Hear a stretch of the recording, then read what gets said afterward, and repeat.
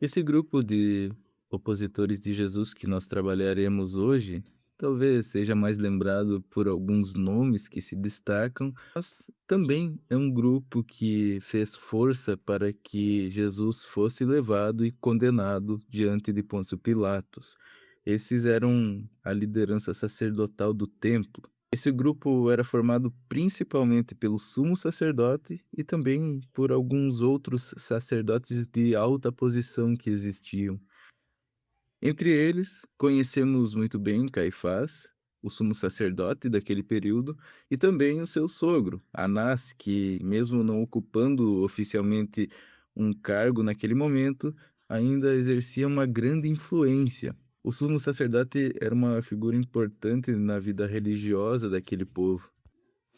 Isso porque eles eram responsáveis pelo funcionamento do templo, pelos sacrifícios que eram feitos e também por representar o povo diante de Deus, especialmente no dia da expiação. Mas, naquele período, essa função não era apenas espiritual. O cargo também estava profundamente ligado à política, já que o sumo sacerdote precisava manter uma relação estável com o domínio romano.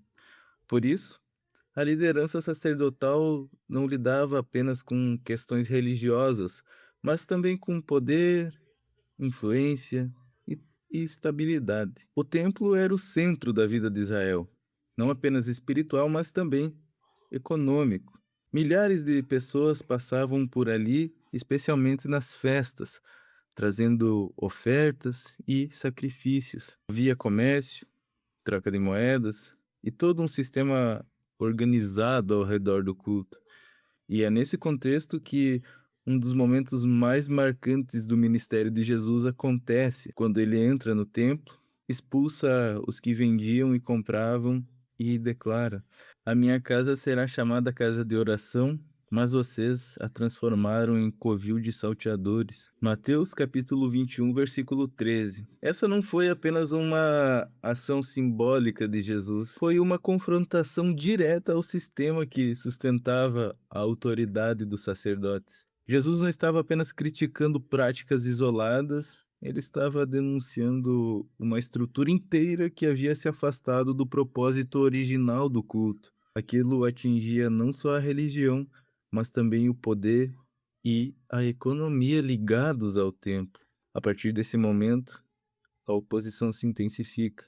Mateus capítulo 21, versículo 15, mostra que os principais sacerdotes ficaram indignados com o que Jesus fazia.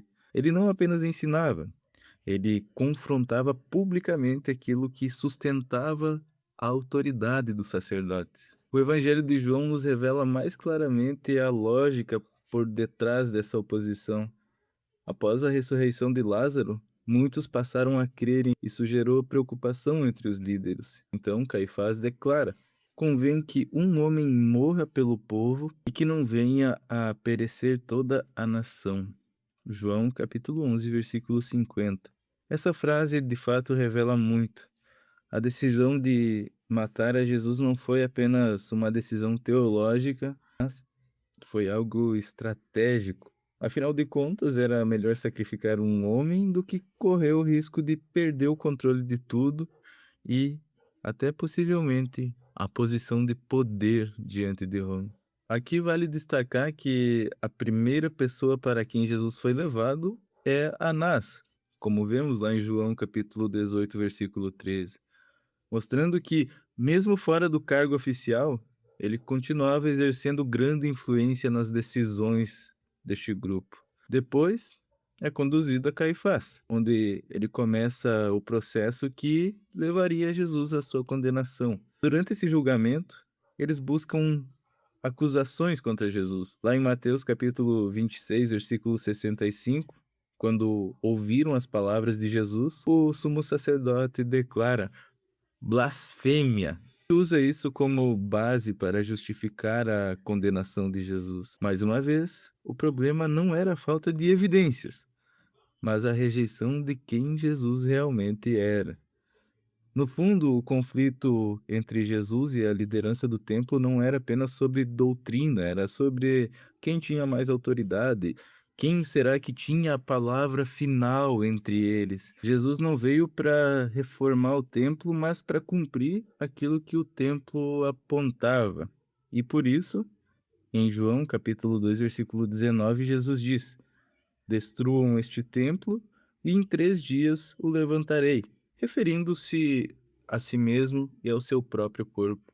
Ele estava mostrando que o verdadeiro encontro com Jesus não se daria mais por meio daquele sistema, mas por meio dele mesmo. Isso tornava a estrutura que existia, a forma como ela era praticada, algo obsoleto.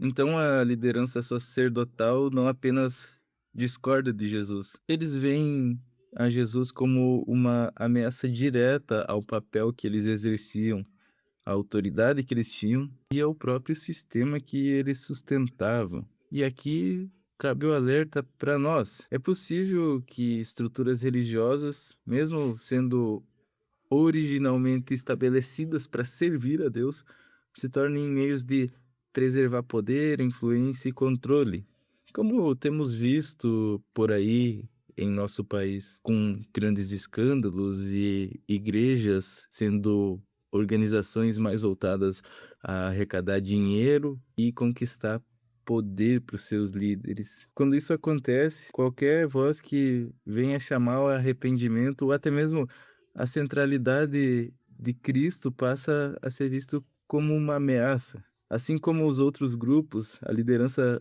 sacerdotal também tropeçou nessa pedra que era Cristo Jesus.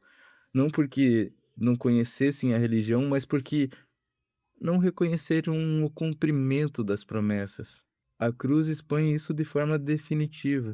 Aqueles que deveriam conduzir o povo a Deus rejeitaram o próprio Filho de Deus.